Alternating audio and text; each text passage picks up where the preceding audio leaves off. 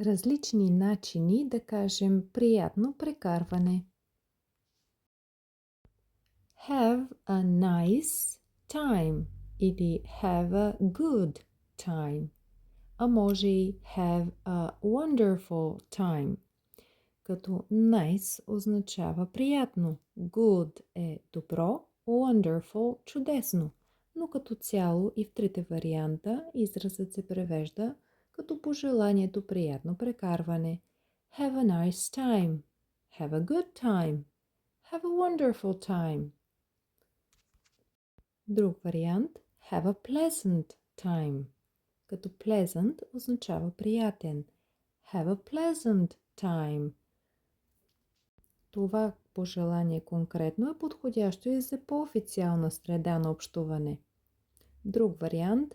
Have a marvelous time. Като marvelous означава прекрасно. Have a marvelous time. Прекарайте си прекрасно. Have a marvelous time. Още варианти. Have fun, което се превежда забавлявайте се или забавлявай се, в зависимост от това дали пожеланието е към един човек или няколко души.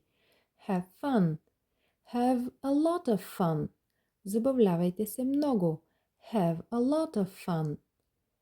Enjoy yourselves или enjoy yourself. Ако се обръщате към няколко души, използвате enjoy yourselves.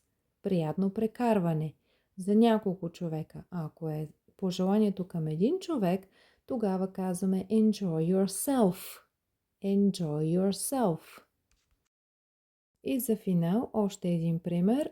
Have the time of your life.